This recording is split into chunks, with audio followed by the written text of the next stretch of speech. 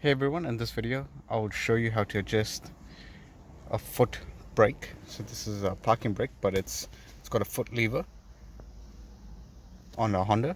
So this applies to any Honda Stream, Honda Odyssey, basically nearly all Hondas or even Toyotas that have a similar parking brake system. So the problem is you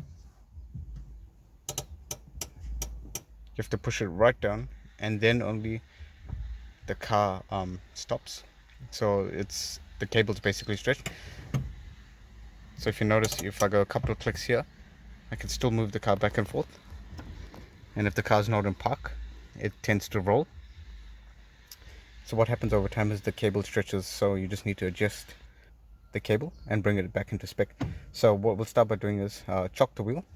You put a couple of wooden blocks at the front and the back of the wheel.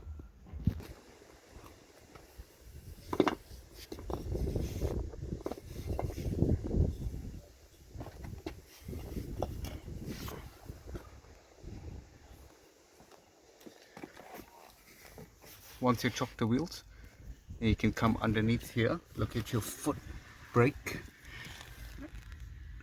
and when you come underneath there, you notice that that's the cable there and that's the adjustment nut. So only after chocking the wheels and making sure you're in a safe environment, then you can go ahead and release this, and we'll go ahead and adjust that nut and take off the slack. You'll need a 10 mm deep socket in order to get to that adjustment nut. You can also get away with the 10 mm spanner, but I just prefer to use this since I've got it.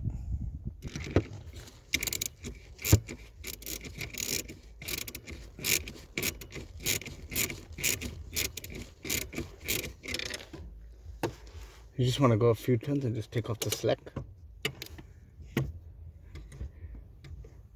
Check it each step of the way.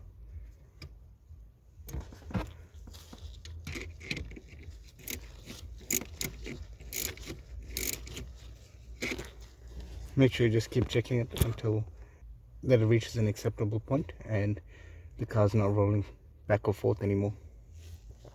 This is the easiest way to check. So with your foot brake, go down, say about 3 clicks. 1, 2, 3. Put the transmission in neutral and the wooden blocks removed from the wheels. Just push the vehicle with your foot.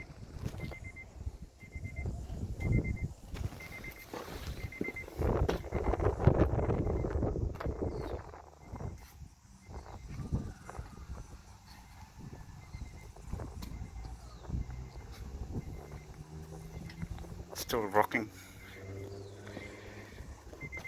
So as you saw, it's still rocking, so you can go a couple more turns.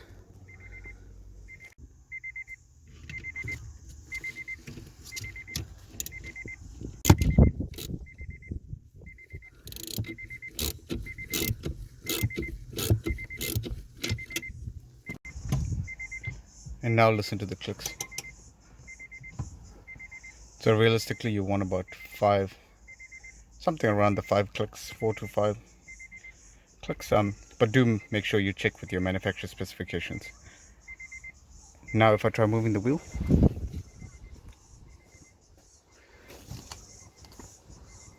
it doesn't even move anyway. So it's rock solid now.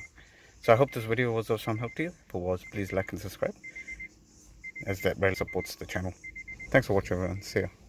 One thing worth mentioning, if you do this adjustment and if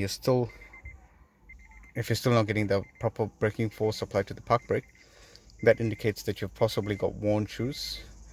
This particular setup has got, go to the back, so it's got shoes for the parking brake and it's got disc brakes.